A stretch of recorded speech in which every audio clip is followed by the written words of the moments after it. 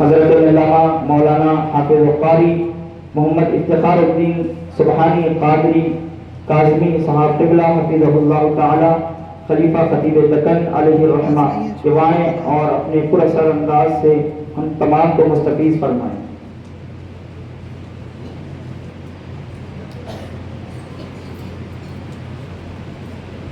السلام علیکم ورحمۃ اللہ تعالی وبرکاتہ۔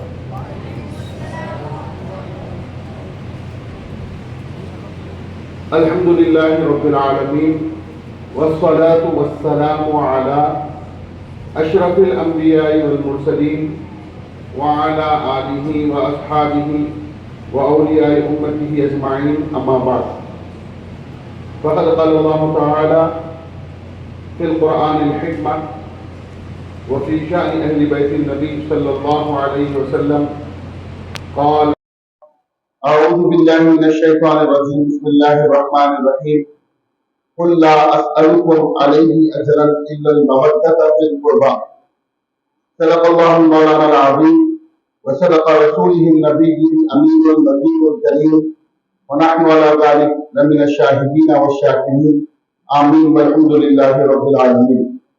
آئیے انتہائی عقیدت و احترام کے ساتھ ساری کائنات کے مرکز عقیدت بارگاہ رسالت صلی اللہ علیہ وسلم نے ایک آواز ہو کر بانداز غلامانہ درود شریف کا نذرانہ پیش کرے۔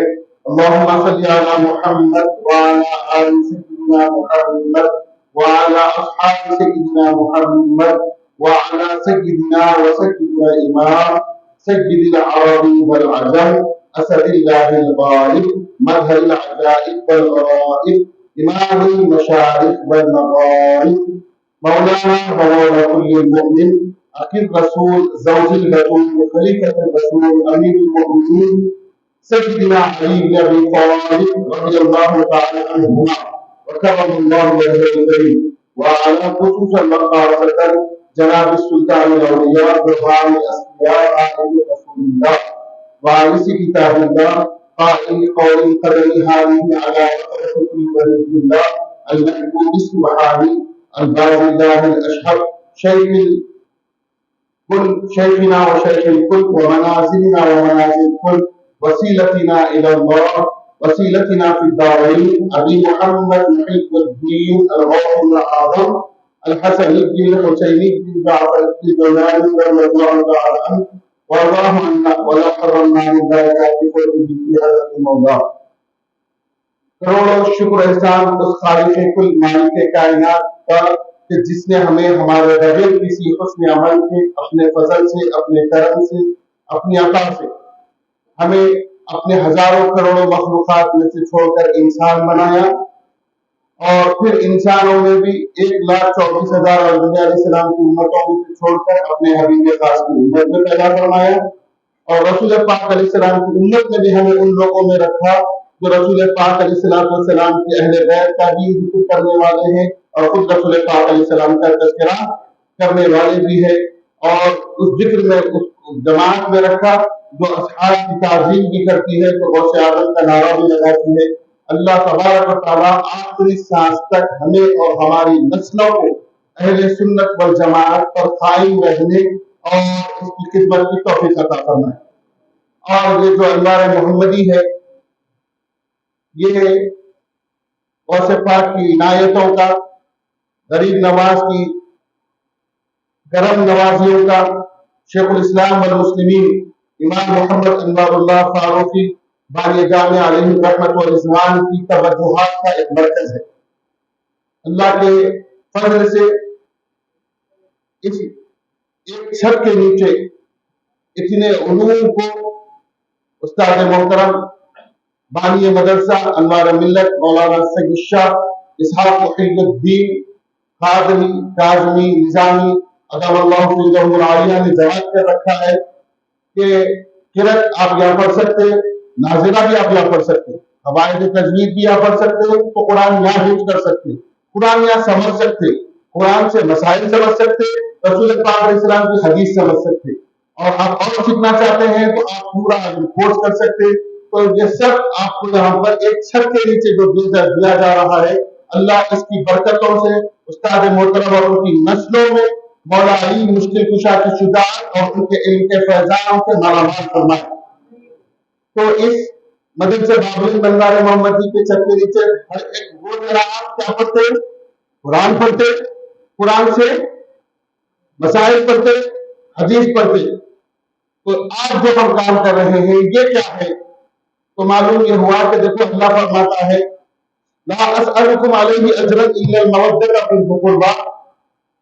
इस आयत को ध्यान में रख लो। अब उसके बाद सुनो कि जब सारी दुनिया में कुरान एक ऐसी अजीम किताब है कि सुबह क़यामत तक किसी किताब की जरूरत नहीं। कुरान के रहते पर हम मुसलमानों को किसी नए दस्तूर की जरूरत नहीं है, नए कानून की जरूरत नहीं है, अल्लाह तक पहुंचने के लिए दूसरी किताब की जरूरत नहीं है। हजरत सैयद ताइफा जुनैद बगदादी रज़ी अल्लाह तआला अन्हु जो सिलसिला कादिया के अकाबरीन वसे पाक के पीरों में आते हैं, समझे, सैयद ताइफा कहा जाता है। दुनिया के दूसरे कोनों में अगर आप चले जाएं, खासतौर पर यूरोप कंट्रीज चले जाएं, स्पेन वगैरह, मोरक्को वगैरह चले जाएं, वहां पर शेख अब्दुल कादिर जिलानी को फिर भी शेखुल इराक कहेंगे, लेकिन जुनैद बगदादी को वहां भी सैयद ताइफा बोलते, समझे, आप तशव्वुफ के इमाम माने जाते हैं। तो आप एक मर्तबा क्या करें, किताब लिखे, लिखने के बाद क्या करें, उसको अपने मुरीद को देकर बोले तो ले जाकर धजला में डाल दो, पानी में डाल दो बोले। अब मुरीद हैरान हो गया, इतनी मोटी किताब दिख रही, कुछ खास दिख रहा, इतना बन के पेटी में रखे हुए पानी में डाल दो। बड़ा मुरीद का काम ही होता हुक्म कामिल। शाकिर ने और मुरीद ने ये बड़ा बोला, शाकिर तो मुझे बताकर क्या जाता, ये करने से ये पैदा होता, ये करने से ये पैदा होता, ऐसा करे तो ये होता, ऐसा करे तो ये मकसद पूरा होता, ऐसा करे तो ये फायदा पूरा होता, ऐसा करे तो ये होता। ये पूरे कहानी शाकिर को सुनाना पड़ता। मुरीद पूरी बोलते, मुरीद किसको बोलते, गस्सा के हाथ में मुर्गा देता रहता, इधर पंचायत को पलटता, इधर पंचायत को पलटता, मुंह बुला के बोलेगा, पैर बुला के बोलेगा। तो ऐसे ही पीर के हाथ में हो जाने का नाम मुरीद। तब बड़े जुनैद बगदादी का मुरीद का खामोशी से ले गया, जब दरिया में डालने लगा, जब पानी की तरफ बढ़ने लगा तो पानी को वास्ता देने लगा। वो किताब जब उसमें पानी में बहा दी, सैला दी, तो रास्ते ऐसा मछलियां आकर उसको मुंह में लेकर अंदर चली गई। हैरान हो गया, कोई भी चीज पानी में तुम्हें को कैसा डूबती, भेजे डूब जाती, लेकिन बड़े अजीब हालात से ठंडो खंडे गया।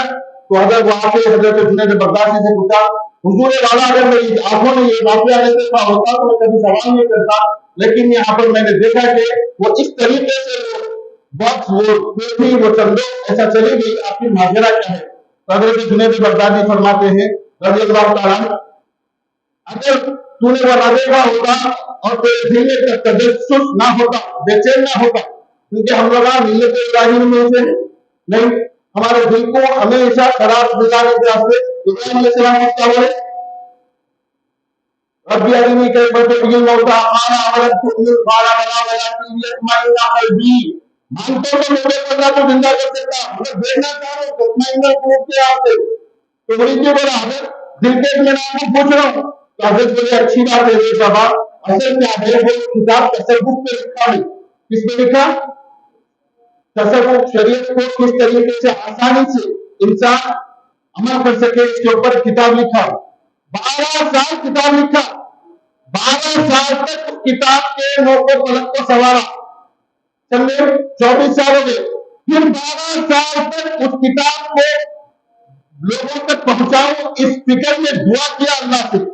36 साल के बाद मुझे यह गुमान आया कि कुरान जैसे अजीम किताब रहने के बाद जुनैद बगदादी की किसी किताब से अमल की जरूरत नहीं हुई। इस वजह से किताब को 36 साल की मेहनत के बाद पानी में डाल दिया, समझा। इतनी बड़ी किताब का नाम कुरान है। क्या है? कुरान खुद एक मौजूदा है, उसकी लिखत मौजूदा है, उसका कुरान मौजूदा।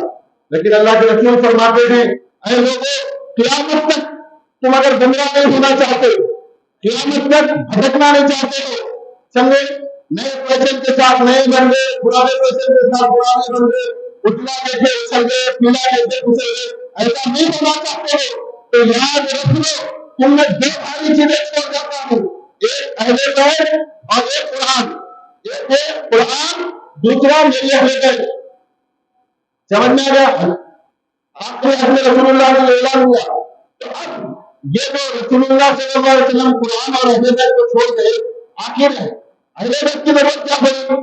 قرآن جب اتنی بڑی کتاب ہے، اس کو پڑھانے کے بعد مدارس ہے، اس کو پڑھانے کے بعد اساتذہ ہے، اس کو عزت کا کرتا ہے، ہزاروں چیزیں 1400 سال سے چل جا رہی ہے، پھر قرآن کے ساتھ اہل بیت کیوں؟ تو اس حدیث کے شارحین محدثین فرماتے ہیں اس واسطے کہ قرآن اگر چوری ہے تو اس کا عملی دعویٰ ہے. سمجھے؟ قرآن میں آپ کو بتایا گیا کہ کس طرح جینا ہے، اور اہل بیت سے مطلب جی کر بتایا کہ اس طرح جینا ہے. قرآن بولا ہم کو بلند کرنا ہے، اور حسین کربلا نے ہم کو بلند کر کے بتایا. قرآن بولا عورت کیسی ہونا ہے، عورت کا پردہ کیا ہونا چاہیے، شوہر سے کیسے، دین سے کیسے، بچوں سے کیسے. اس صورت کو فاطمہ سے جلالت نے زندگی میں بتایا. جب مسائل آ گئے، دشمن کے سامنے کوئی عورت کھائے جائے، ہم کو بلند کرنا ہے، تو پھر وہ عورت زینب کیسے رہے گی، زینب نے بتایا. جدید کے دربار میں آپ کا حکمہ زینب نے بتایا کہ شجاعت کس طریقے سے عورت بتا سکتی ہے. تو بہرحال تو قرآن کی چوری کا نام ہے اور ان سے محبت ہم پر چاہیے نہیں ہے، واجب ہے، فرض میں. سمجھے؟ ہم اہل بیت سے محبت کرنا چاہیے نہیں، ہمیں اہل بیت سے محبت کرنا ہے. سمجھے؟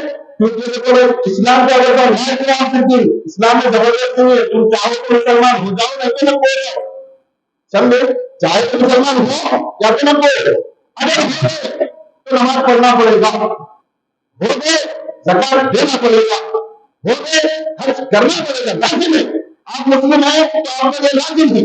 ایسے ہی آپ پر لازم ہے کہ رسول کی فیملی سے محبت کرنا پڑے گا. ان کی محبت کے بغیر تمہارے ایمان کی تقویت کامل نہیں ہو سکتی، کامل کا ایمان ہی نہیں ہو سکتا. امام شافعی رحمۃ اللہ علیہ کو فرماتے ہیں کہ ان کی محبت میں جب تک دیوانے نہ بن جاؤ محبت بھی نہیں سمجھے. اور اللہ تبارک و تعالیٰ کیا فرماتا ہے، لا اسألکم علیہ اجرا الا المودۃ فی القربى. یہ اے حبیب ان سے کہہ دو کہ مجھے کچھ نہیں چاہیے تو دین تمہارے کو ملا نا، یہ جو اسلام ہمیں ملا نا، دنیا کا سب سے بہترین دین ہم مسلمان رکھتے والے.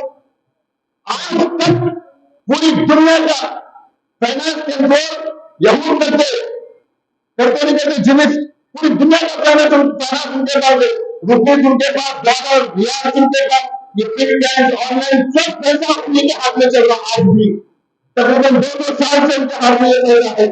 اوکے. اور یہ عیسائی ساری دنیا میں بولتے سب سے زیادہ نفاست پسند ہے، ہائیجینک ہم رہتے ہیں. لیکن ان سے پوچھو عیسیٰ پیدا ہوا کیسے، نہیں معلوم. ان سے پوچھو انجیل کیسے نازل ہوئی تھی، نہیں معلوم. دنیا کی سب سے بڑی طاقتور کنٹری ان کے پاس ہے، لیکن ان کے پاس اپنے مذہب کی نالج نہیں ہے. یہودیوں سے بولے ساری دنیا کا پیسہ تمہارے پاس گیا تو پھر موسیٰ علیہ السلام کیا پیدا ہوئے تھے، نہیں بول سکتے. موسیٰ کی پیغام بلائے تھے، بولو نہیں بول سکتے. موسیٰ کی توریت بولو نہیں بول سکتے. لیکن مسلمانوں سے پوچھو کہ تم محمد رسول اللہ کے بارے میں کیا جانتے ہو، پیغام لاؤ اصحاب مصطفیٰ پر کہ جنہوں نے اپنی دنوں رات جان مال اولاد کو قربان دے کر ایک ادائے مصطفیٰ کو جمع کیا. ہمیں معلوم ہے کہ ہمارے رسول مسواک کے ساتھ کرتے تھے. ہمیں معلوم ہے کہ ہمارے رسول پاک علیہ السلام چھوٹے بچے کا ہاتھ کان کے نیچے ایسا رکھتے تھے. ہمیں معلوم ہے کہ ہمارے آقا کپڑے پہنتے تھے تو کیسے پہنتے تھے. ہمیں معلوم ہے کہ آقا علیہ السلام تلاوت فرماتے، کھانا کھاتے تو کیسا کھاتے تھے، کیا پڑھتے تھے، کھانے کے بعد کیسے ٹکڑے کیا کرتے تھے. ہر چیز معلوم ہے. یہ ہماری محنتوں سے نہیں، یہ ہمارے اطلاعات کی محنتوں سے ہم تک پہنچا ہے. جب ہم تک یہ پہنچا ہے، یہ دین ہم تک پہنچا ہے، اس کے بدلے میں اللہ ہم سے کیا چاہتا ہے، اس دین کے بدلے میں ہم رسول پاک علیہ السلام کے بیت سے محبت کریں. ہم اہل بیت بولے، رسول پاک علیہ السلام کے فیملی کے لوگ بولے، کون بولے نہیں. اس سوال یہ ہوتا، اس سوال کا جواب اصحاب رسول نے حل کر دیا. ان لوگوں نے پوچھا، بخاری مسلم کی حدیث ہے، پوچھا یا رسول اللہ صلی اللہ علیہ وسلم آپ کے خلافت دار کون ہیں، آپ کے رشتے دار کون ہیں جن کی محبت ہم پر کرے. تو ہمارے غلام نے فرمایا وہ علی ہے، فاطمہ ہے، حسن ہے اور حسین. ان سے ان محبت ہمیں پڑ گئی. اب ہمارا کیا رول ہے؟ محبت تو پڑ گئی, محبت کے لیے میرے پاس منٹ ہے, اس میں بات بتانے کی کوشش کرو. اب ہم مدرسے میں کیسے پڑھے؟ بھائی محبت تو ہر مسلمان کو کر رہے ہیں, لیکن ہم ہر مسلمان دیکھے دو مسلمان ہیں فرشتے ہمارے طلبہ علم کے طالب علم کے سامنے علم دین حاصل کرنے والوں کو خدموں میں فرشتے پر بچھاتے سمندر کی مچھلیاں دعا کرتی. اگر چوک سبزی ہے تو ہمیں حاصل ہے تو ہمارا کام بھی تھوڑا بڑا ہونا نا. جتنی فضیلت سے زیادہ اتنا کام بڑا. یاد رکھو, جتنا کام بڑا اتنی فضیلت. سمجھے؟ جو کام نہیں کرے گا اس کو فضیلت دنیا میں ملنے والی نہیں ہے. اللہ جس کو عطا کرنا تھا وہ عطا کر دیا, فضیلت کو ٹھہرانا تھا سادا کرنے پیدا کر دیا, بس اس کی فضیلت ہو گئی. نہیں, امام حسین پیدائشی شہزادے رسول مولا علی کے شہزادے باب العلم کی اولاد ہے کہ بھائی سے, لیکن پھر بھی کتنی محنت کرے کربلا میں, کرے نہیں کرے, کیوں کرے؟ تو جتنا بڑا مقام اتنا کام کرنا پڑتا. محبت پر سب کرتے ہیں مسلمان پر کرنے کی, لیکن طالب علم قرآن پڑھنے والا قرآن سمجھنے والا اس کی کیا ذمہ داری ہے؟ اس کی ذمہ داری یہ ہے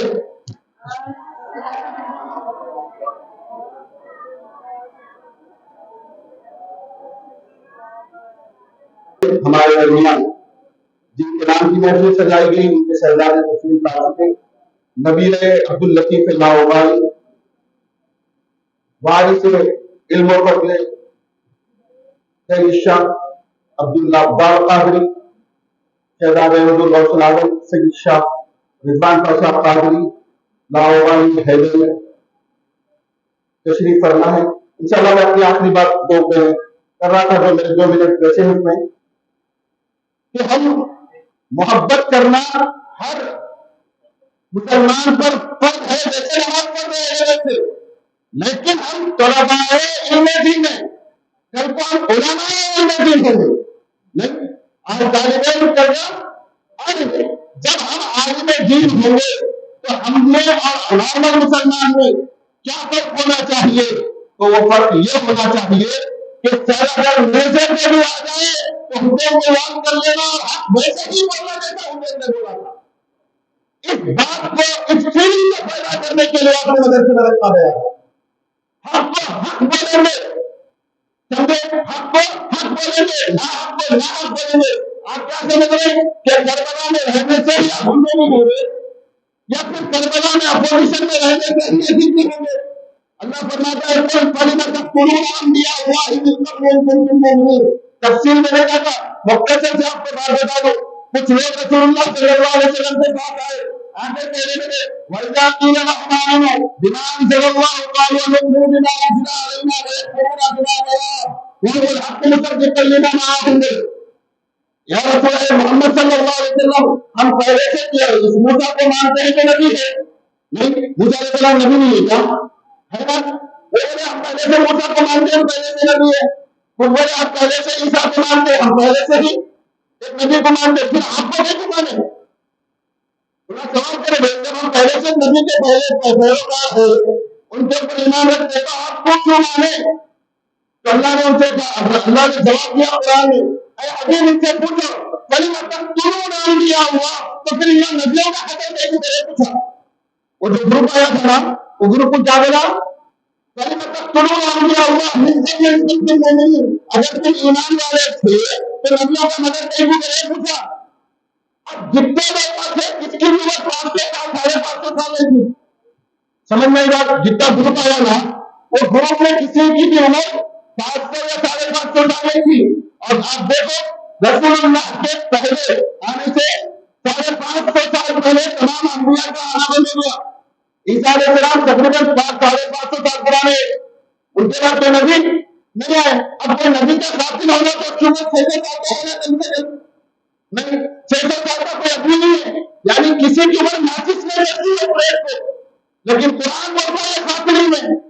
تو مفسرین فرماتے ہیں بے شک یہ قتل میں اسلام ہے, قتل کے حق پیدا بھی نہیں ہوئے تھے.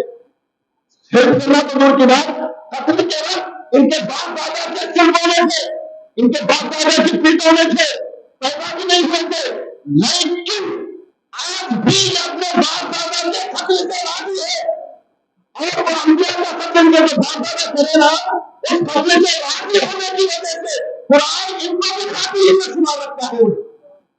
تو سیم معاملہ کربلا کا بھی ہے، آپ یزیدی فکر پیدا کر لیں تو ضرورت نہیں ہے کہ امام حسین کا قول کربلا کے میدان میں ہونا، آپ کا باپ دادا بھی پیدا نہ ہو لیکن آپ کے دماغ میں یزیدی فکر پیدا ہو گئی تو سمجھ جانا آپ یزیدی ہے۔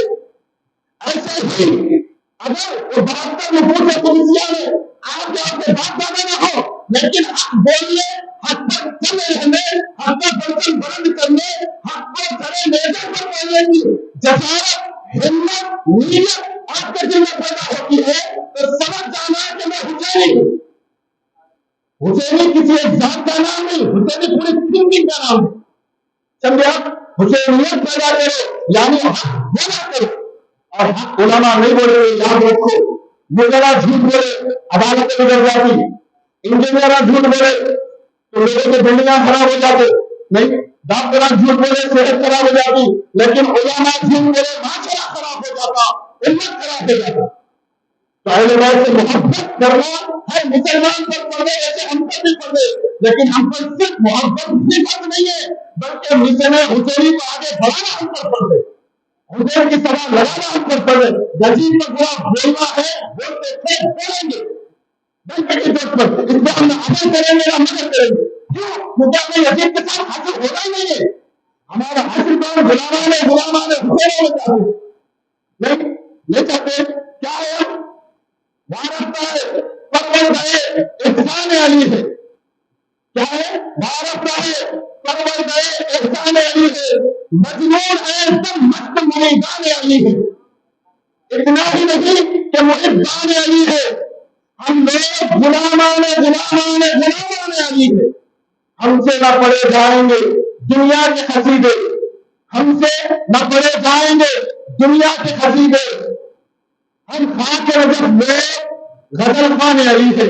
اپنا مقصد، اپنا منشا، اپنا علم اس لیے استعمال کرو کہ ہم حسین اور حسین کی سزاؤں ساری کائنات میں بلند کرے۔ اللہ آخری سعادت امام حسین کی بارگاہ میں ہمیں نذران عقیدت پیش کرنے کی توفیق عطا فرمائے اور ہمارے آپ کو اس نذران عقیدت کو قبول فرمائے برحمتک یا ذا الجلال والاکرام۔ اور انشاءاللہ عبد القادر جیلانی رضی اللہ تعالیٰ عنہ